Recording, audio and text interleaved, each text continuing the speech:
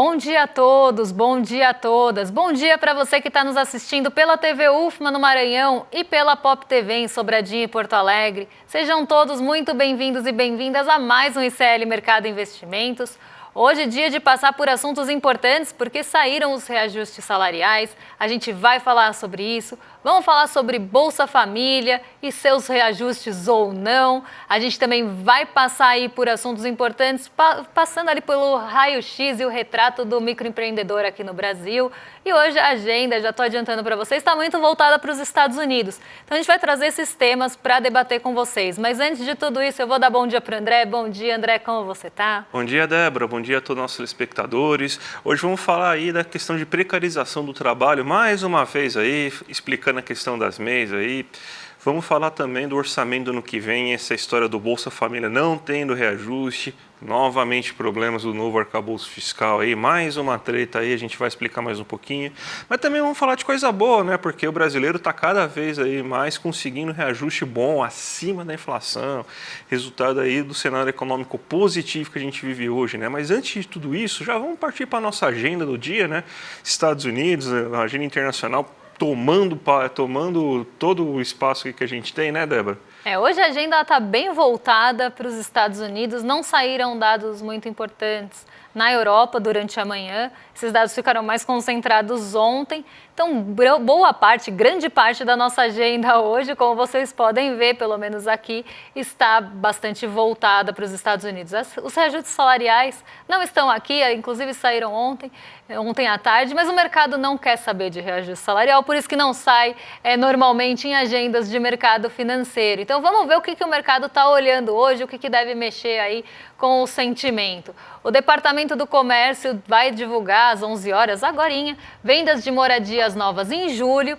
Às 11 horas também o movimento mais aguardado, o evento mais aguardado de hoje, que é a fala do Jerome Powell no último dia do simpósio de Jackson Hole. Então ele vai fechar o simpósio, esse simpósio do Banco Central dos Estados Unidos. E hoje a gente tem essa participação tão aguardada, o mercado tenta buscar sinais de direcionamento, de condução de política monetária. E a fala do Jerome Powell vai trazer o não reforço, ele está falando agora, se der tempo de pescar alguma coisa que ele falou, a gente já traz para vocês. Poços de petróleo em operação saem às 14 horas e a gente também tem aí o presidente do Banco da Inglaterra discursando em painel do simpósio de Jackson Hole também. Quem fala hoje no simpósio, não está aqui na agenda, mas também fala, é o Roberto Campos Neto. Vamos ver o que ele vai falar. Será que ele vai defender a autonomia do Banco Central? Porque sempre que ele vai em algum evento, algum painel internacional, ele fala, somos muito autônomos lá no Banco Central do Brasil, a nossa autonomia está acima de tudo, mas a gente sabe que a máscara do Roberto Campos Neto já caiu faz tempo. Quem conhece que compre, quem não conhece que compre. E aí, durante o dia, a gente tem simpósio de Jackson Hole aí, tomando a agenda. Hoje muito voltada aí para a política monetária, mesmo vendas de moradias novas, como poços de petróleo em operação, que podem fazer um barulhinho aí pensando poços de petróleo depois dos dados de ontem, né, que acabaram elevando o preço do petróleo, pode fazer um barulho. Mas o que está muito realmente no radar, estava todo mundo esperando e está com o olhar voltado, é justamente para o Jackson Hole e principalmente o Jerome Powell. E pior que acabou de sair aqui, né, uma fala do Jerome Powell agora, soltando assim foguetes, assim, né, nem sinalizando, né, falando basicamente que o tempo chegou para o momento do corte de juros. Então, ó, notícia fresquinha que a gente vai dar para vocês aí, já fala do Jerome Powell, vamos repercutir inclusive na abertura de mercado aí, porque isso com certeza vai afetar muita coisa nessa abertura, que ele acaba de falar aqui que o tempo chegou para o corte de juros aí em setembro, né? Mas vamos falar então do nosso mercado asiático, né? Tem aqui a notícia aí, né? O discurso de Jerome Powell está em pauta aqui para você saber o que vai acontecer, o que não pode acontecer, né? Mas vamos lá então ver o que aconteceu na Ásia, né, Débora? E até ia falando, André, quando você estava falando do Jerome Powell, falando que o tempo chegou, será que finalmente vamos sair do feitiço do tempo e do dia da marmota? Porque eu acho que desde novembro do ano passado eu estou falando desses cortes de juros. Será que realmente em setembro eu vou noticiar que os cortes de juros realmente começaram? Vamos ver, parece que o Jerome Powell já acabou com o feitiço do tempo. Mas vamos ver também como é que essa expectativa mexeu com a Ásia hoje. É hoje de madrugada, porque ontem essa expectativa mexeu muito com Nova York. Então a gente teve alguns ajustes, inclusive, né, dos posicionamentos lá nos Estados Unidos. A Nasdaq teve uma correção um pouco mais forte. O Ibovespa ele teve uma correção vinda também dessas expectativas da política monetária. Mas muito da queda do Ibovespa de ontem, até já adiantando para vocês esse assunto, muito da queda do Ibovespa de ontem e da alta do dólar foi impulsionada aí por dois fatores que eu vou detalhar um pouquinho mais quando a gente for falar da abertura de mercado, mas já dando um pequeno spoiler aqui, né, muito veio da correção, porque a gente bateu 3 dias de recordes consecutivos, e não é 3 dias de alta, porque alta a gente teve quase 9 dias seguidos. Eu estou falando de recordes consecutivos, recordes intradiários, depois fechamento recorde, então 3 dias de patamares que a gente nunca tinha visto na nossa bolsa. E já era bem esperado que ontem a gente sofresse essa correção, tivesse essa realização de ganhos. E muito disso realmente aconteceu. O setor metálico e o setor financeiro, que acabaram se beneficiando muito durante a semana, foram corrigidos, e a Petrobras, que sofreu um pouco mais, foi quem segurou essa queda num patamar mais leve. Só que adiantando para vocês como é que foi o movimento ontem, porque muito disso, principalmente desse sentimento de ajustes em Nova York e expectativa pelo Jerome Powell, acabaram influenciando a Ásia hoje, que fechou mista. Então a Ásia não seguiu numa direção, ela não subiu em bloco nem caiu em bloco, cada ali bolsa asiática respondendo ao seu fator local. Claro que a gente tem esse grande condutor, que era justamente a expectativa pelo simpósio, pelo fechamento do simpósio e pelas falas do presidente do Banco Central dos Estados Unidos, mas outros pontos também locais acabam influenciando os mercados de uma forma mais individual. Então, por exemplo, o Xangai Composto, que vinha sofrendo aí durante a semana, muito com algumas expectativas ali em relação à demanda asiática, a incertezas envolvendo a economia da China, toda aquela questão das taxas de juros que não foram cortadas, tudo isso acabou derrubando um pouquinho o Xangai Composto ao longo desse período. E hoje ele acabou indo na contramão, por exemplo, do Nikkei 225. Desculpa, ele acabou indo na contramão do Hang Seng, que ontem, né, teve ali um movimento mais positivo, hoje sofreu correção. Já o Xangai Composto, a gente vê que ele foi realmente impulsionado, inclusive por alguns setores que estavam puxando ele para baixo e que agora acabaram dando esse impulso. Já o Nikkei 225, agora sei, eu falei dele porque ele estava aqui na minha tela e acabei lendo uma coisa e falando. Mas o Nikkei 225, ele fechou positivo porque Nikkei 225 é o índice, né, o índice japonês, e ele é o índice que tem mais sensibilidade aos Estados Unidos. Então vou colocar ele aí na tela para vocês acompanharem comigo. Nikkei 225 hoje subiu 0,40%, fechou no terreno positivo, acabou tendo esse fôlego justamente imaginando e com um otimismo um pouco maior, já uma precificação do mercado, que o Jerome Powell ia fazer o que ele fez, ia sinalizar para os cortes. Então isso acabou dando um fôlego para o Nikkei 225, isso deu fôlego para outras bolsas, mas nem todas conseguiram acompanhar esse movimento justamente por correções e fatores locais, como a gente estava falando. Mas um dia misto na Ásia e muito aí ligado a esse movimento dos Estados Unidos do dia anterior, que nem sempre é tão presente, em algumas bolsas mais, em outras menos, mas hoje aí bastante presente por esse peso do Jackson Hole, principalmente em uma agenda esvaziada.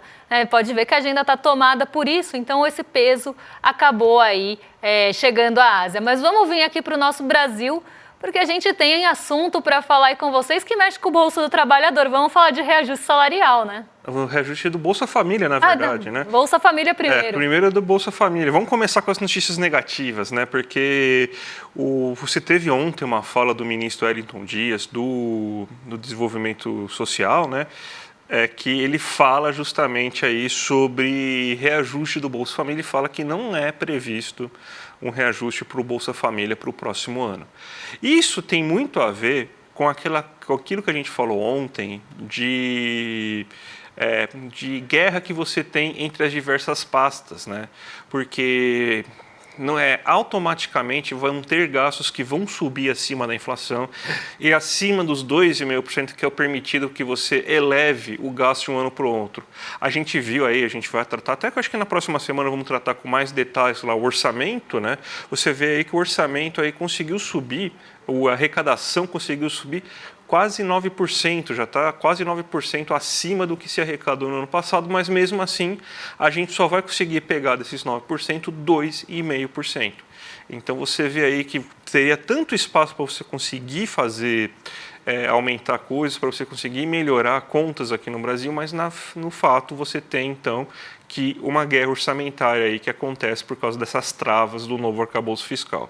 Aí você tem que aumentar o reajuste do salário, reajuste via salário mínimo de gasto com previdência social, e outros gastos vão sofrer mais. Daí quem sofreu dessa vez aí, o Bolsa Família aí, que vai ter seu orçamento congelado, ou seja, nenhum ganho real. Aí o Wellington Dias fala que é uma questão porque a inflação está sob controle e tudo mais, mas mesmo que a inflação está sob controle, ela está prevista para pelo menos uns 4% de alta nesse ano. Então, que reajustasse 4% ou fizesse uma política como a do salário mínimo de reajuste real do Bolsa Família.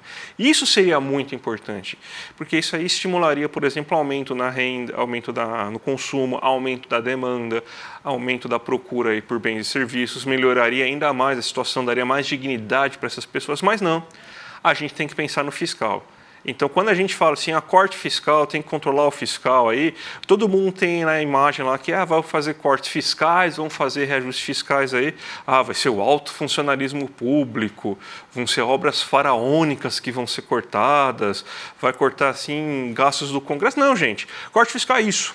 É isso. Corte fiscal é você fazer com que o salário mínimo não seja reajustado, é você fazer como passos importantes tenham perda de reajuste aí, que nem a gente falou ontem. Então, esse é a austeridade fiscal e a gente se enfiou justamente nesse buraco por causa do novo arcabouço fiscal. Aí que está o grande problema aí. Então, mais uma vez, a gente já está avisando, desde que essa bomba chegou do novo arcabouço fiscal, que teriam esses problemas. A gente avisou que o pior do teto de gastos não seria corrigido, que é a guerra entre orçamentos. E está aqui um dos reflexos disso. Porque numa guerra de orçamento, gente, a corda vai estourar para o lado mais fraco. E vai estourar onde? No social, que é onde realmente tem pressão para cortar gasto. Quando a gente vê aqueles cortes de gastos e vê como eles estão divididos, e aí fala, não, mas é porque a inflação foi pequena. Mas, gente, um reajuste real na mão de pessoas que recebem Bolsa Família tem um poder ali de multiplicar, porque essas pessoas gastam a renda que elas recebem. Então, elas vão colocar isso em circulação, e isso vai estimular setores urbanos, por exemplo, de economia, quando elas comprarem alguma coisa, quando elas forem ao comércio, quando elas gastarem com serviços. Uma coisa não está desligada da outra. Muito do desenvolvimento que a gente está vendo, muito do desenvolvimento de crescimento, que a gente está vendo, por exemplo, dos setores mais aquecidos, todas as perspectivas positivas, elas não surgem do nada. A expectativa positiva ela não surge da cabeça das pessoas. Surge porque está tendo aumento de renda e as pessoas estão consumindo mais com esse aumento, frente ao que elas estavam consumindo antes.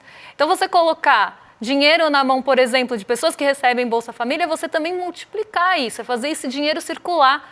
Então, é um pensamento ali que parece que é um raso, não estão vendo além daquilo, vamos cortar, porque é mais fácil, porque é o que o mercado financeiro, por exemplo, vê como gasto social, então, mas o próprio mercado financeiro não está conseguindo ver com uma profundidade além de um pires, de que isso vai influenciar justamente os próprios setores depois, porque se tem uma expectativa de lucro menor, o que vai acontecer ali com as empresas?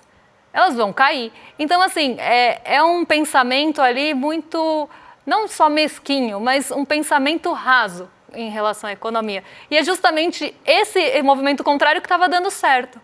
Então, para mim, a gente vai falar de reajuste salarial daqui a pouquinho, é boa notícia, mas essa, para mim, é uma notícia triste. Eu acho que é assim, não é pensamento raso. Eu lembro uma frase do professor Rubens, que foi com a gente lá, se ele estiver vendo, professor Rubens Savai, um abraço aí, que ele falava assim, o Papa sabe muito bem o que ele quer. Os coroinhas que não sabem aí só replicam o que o Papa faz. O mercado financeiro sabe muito bem o que ele quer quando ele pede isso. Ele sabe. Vamos parar com essa ingenuidade que o mercado financeiro não sabe quando ele está falando que ele tem esse pensamento raso. Na verdade, o pensamento dele é muito bem direcionado. O velhinho aí tá com razão em muita coisa, o nosso querido velho barbudo. E não é o Lula, é o Marx. Mas vamos falar agora de microempreendedores aqui no Brasil e o retrato desses microempreendedores, como é que é essa composição, e como cresceu vamos pensar, essa categoria, né, aqui no Brasil nos últimos anos e como ela se divide e por que ela está no patamar que está. E muitos dos empreendedores, microempreendedores individuais aqui, colocaram que estão nessa posição por necessidade e mais de 60% dos desligados nos últimos anos, principalmente é que essa pesquisa vai até 2022, estão nessa situação justamente aí de MEI por necessidade. Então a gente fez um raio-x aqui, um terço dos MEIs também estão no CadÚnico do governo federal. Então a gente fez um raio-x para tentar trazer para vocês, né, desmitificar mesmo essa coisa do CEO de si mesmo, dessa coisa realmente criada por toda essa ótica neoliberal que tenta, na verdade, explorar essas pessoas, principalmente quando a gente pega ali, né, pesquisas que são feitas, por exemplo, com entregadores de aplicativos, com motoristas de aplicativos que acham que qualquer regularização, qualquer regulamentação nesse sentido está lá para atrapalhar eles, porque eles podem fazer o próprio horário, eles têm liberdade. Mas aí a gente vê o retrato dessas pessoas, inclusive, em questões de renda, em questões de informalidade, e são retratos bem preocupantes. Mas a gente pegou uns dados aqui do IBGE, que saíram recentemente, que mostram justamente essa situação. Então vamos colocar aí na tela para vocês acompanharem com a gente, porque o Brasil atualmente ele tem aí 14,6 milhões de microempreendedores individuais. Já é uma proporção grande aí. Desses 14,6 milhões, 4 milhões praticamente estão em São Paulo. Então, estão aí no estado de São Paulo. E aí o mais alarmante disso é que boa parte desses microempreendedores individuais foram criados em 2022, né, com 2,6 milhões aí de microempreendedores criados em 2022. E quando você vai olhando realmente a pesquisa com profundidade, você vai vendo que essas pessoas foram para essa situação por realmente necessidade, porque elas precisam de renda, elas foram demitidas. Pode ver aqui que 1 milhão desses microempreendedores foram criados aí por pessoas, desses cadastros, foram criados por pessoas demitidas, que não conseguiram se recolocar no mercado de trabalho e viram aí no meio uma possibilidade de sobreviver mesmo, de ter alguma renda. Mas a gente não pode também descolar isso, e aí tem até um dado interessante, que 31,4% dos trabalhadores da construção são MEIs, então é um setor que concentra bastante essa mão de obra, mas uma coisa que eu acho que não dá para descolar uma coisa que a gente sempre fala, falei no Em Detalhes, a gente sempre fala aqui no mercado de investimentos, como a precarização do trabalho a partir de 2016 está criando um ambiente para que esse tipo de coisa aconteça. A gente tem uma precarização de trabalho, a gente tem ali toda a reforma trabalhista para realmente achatar esse trabalhador, para tentar desfazer essa classe trabalhadora. Porque uma pessoa que se vê como microempreendedor individual, que se vê ali como CEO de si mesmo, muitas vezes não se vê como classe trabalhadora. Então ele se vê em outra categoria. Isso não é também de forma inocente feita. Se você desmobiliza a classe trabalhadora, você está desmobilizando uma força importante, né? Então nada disso é à toa. E além de tudo isso, você consegue manter essa pessoa ali sendo explorada por um sistema. Então ela tem pouca ali liberdade também. Como é que ela vai negociar? Ela vai negociar com quem? Né? Até aquela coisa que eu sempre brinco, negociar o salário, porque essa era as duas grandes colocações da reforma trabalhista eram que as pessoas iam poder negociar os salários diretamente sem o sindicato. Quem consegue fazer isso? A gente vai falar do Diese daqui a pouquinho. E a gente vai ver que só os setores mais organizados conseguem ali ter melhores negociações salariais, e não só isso, né? A gente tem toda a questão não só de negociação, mas também ali pensando nos dois pontos aqui, não só a negociação, mas toda a precarização mesmo desse trabalhador, né? Como isso aconteceu ao longo do tempo, depois de 2016. Então, e todos os pontos que vêm disso, né? Porque a gente está vendo agora o salário mínimo real e todas essas questões de reajustes, mas muito disso ficou defasado durante todo esse tempo. Né? Então, quanto tempo a gente não perdeu aí? Né? Então, as duas coisas que eu ia falar justamente eram da questão salarial, de negociação, e que iam ser criados novos empregos.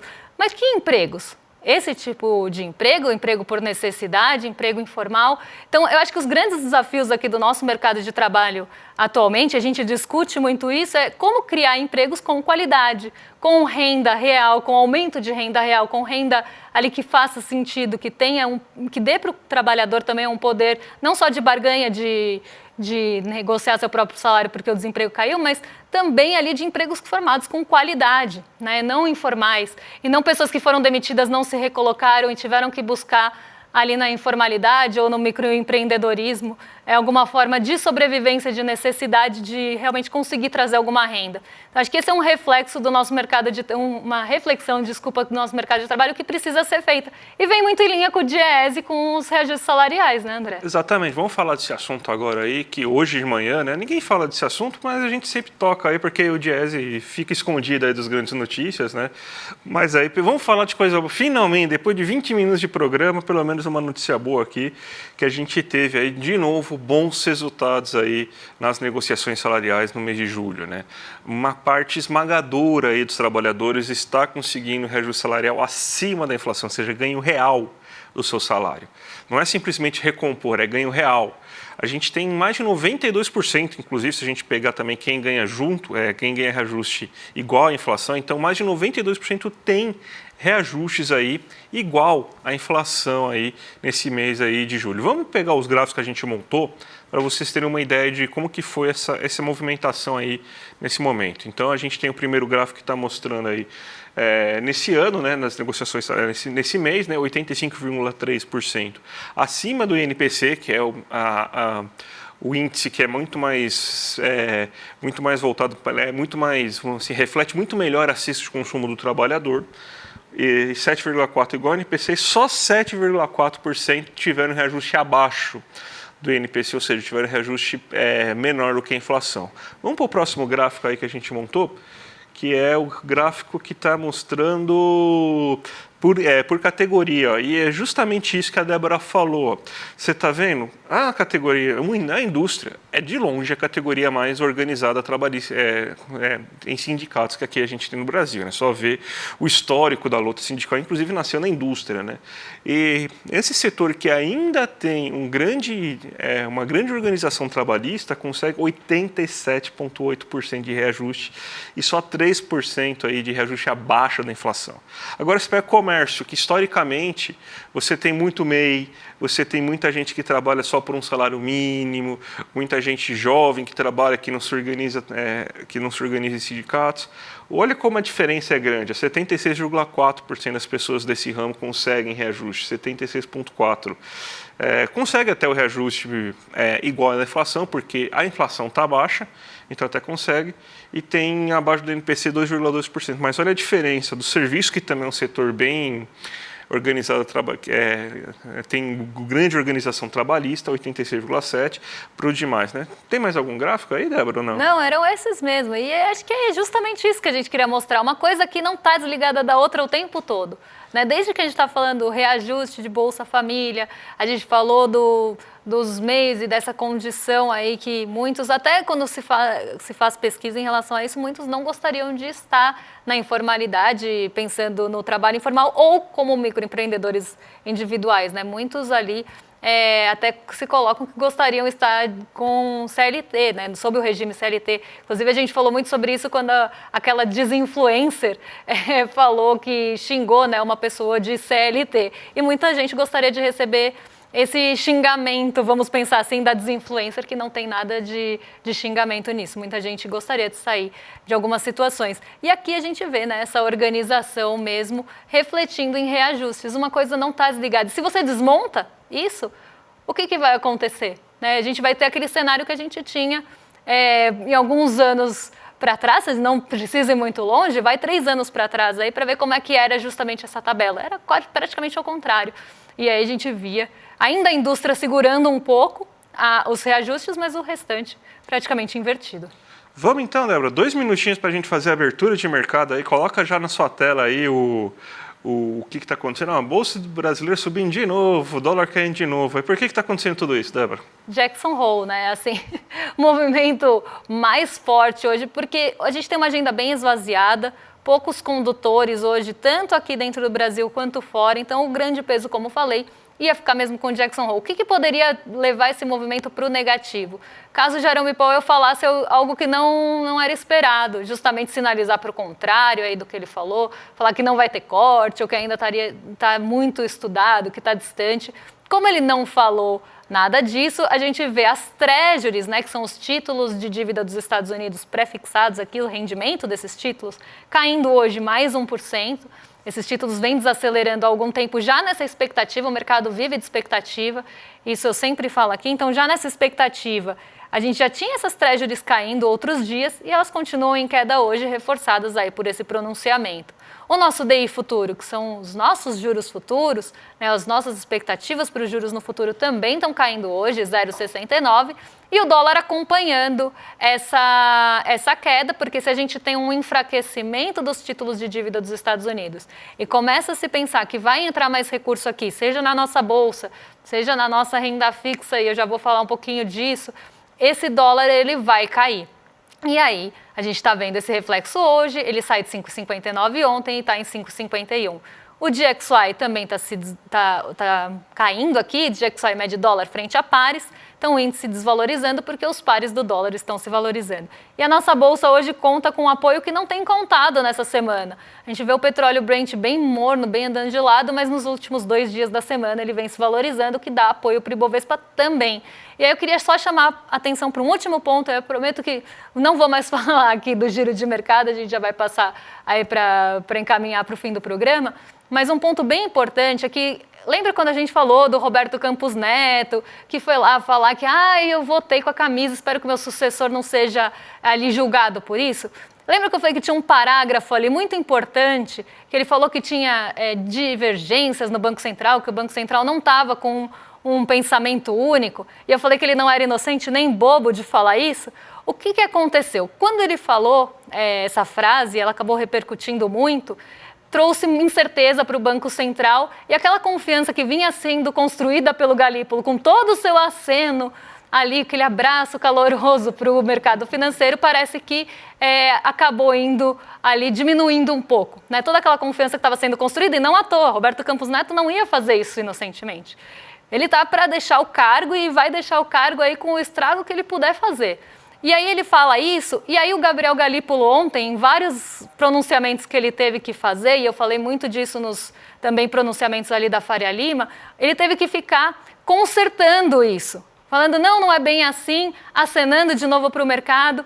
Então assim, uma coisa não está desligada da outra. Ontem o dólar subiu e os nossos juros futuros subiram também, justamente por essa divergência aí que aconteceu, e essa fala do Roberto Campos Neto começou a ruir tudo que estava sendo construído de aceno, inclusive ali com um custo da taxa de juros mais alta para tentar realmente acalmar o ânimo do mercado. Então acho importante a gente falar isso, porque uma coisa também não está desligada da outra, nem aquelas falas da Faria Lima que a gente trouxe ontem, nem o Roberto Campos Neto, nem o dólar, uma coisa ela está ligada na outra e a gente precisa entender a cabeça dessas pessoas. Vamos lá então, sextar, mas sem antes convidar vocês para a nossa live de terça-feira aí, live econômica. A gente vai ter a presença aí do Bresser Pereira, que foi ministro da Fazenda nos anos 80, vai fazer a live do fracasso neoliberal, os segredos do modelo que promete riqueza e distribui injustiças. Entender o neoliberalismo é importantíssimo para você entender o que acontece no mundo, inclusive para entender melhor o que a gente fala aqui, né? Então, gente, imperdível. Clica aqui embaixo, iclmercado.com.br, daí na terça-feira, 8 horas da noite, o sininho já toca para vocês, gente. Então, vale a pena ver. E, gente, para quem está falando aqui no nosso chat, nossa, o dólar está subindo? Não, gente, o dólar está caindo. E aí, eu não falei que 5,50 aí é pouco, tá? Eu falei que muito disso veio de toda essa construção de desconfiança do mercado, porque em um dia de queda de treasuries e de possibilidade de corte nos Estados Unidos, e todo esse cenário sendo pintado aqui de alta de juros, o dólar já está para estar um pouco mais arrefecido, então a gente vê ainda essa insegurança, é isso que eu estou falando, não é nada do que está sendo falado aqui. E agora eu vou passar para o rolê ICL com... Hoje temos Roberta Garcia, eu só queria confirmação. Com a Robertinha e o Guga Noblar, vocês estão em mais que excelente companhia e a gente volta na segunda-feira para trazer os principais assuntos para vocês. Um beijão e até lá. Até mais, gente. Tchau, tchau.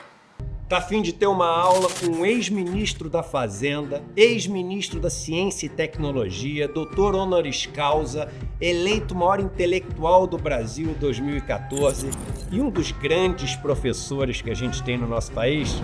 Pois é, tô falando de Bresser Pereira. Ele que vai nos dar uma aula dia 27 de agosto sobre o fracasso do neoliberalismo. Primeiro, você vai entender que história é essa de neoliberalismo, entender por que esse sistema que prometeu distribuir riqueza só distribui miséria e injustiça e também conversar sobre alternativas para esse sistema tão cruel. A aula acontece dia 27 de agosto, uma terça-feira, às 8 horas da noite, no horário de Brasília. E é uma chance absolutamente imperdível de aprender com um nome que é uma referência no Brasil e no mundo. Se inscreve agora no botão Saiba Mais e a gente vai estar junto aprendendo numa aula sem replay, inédita e ao vivo com Bresser Pereira.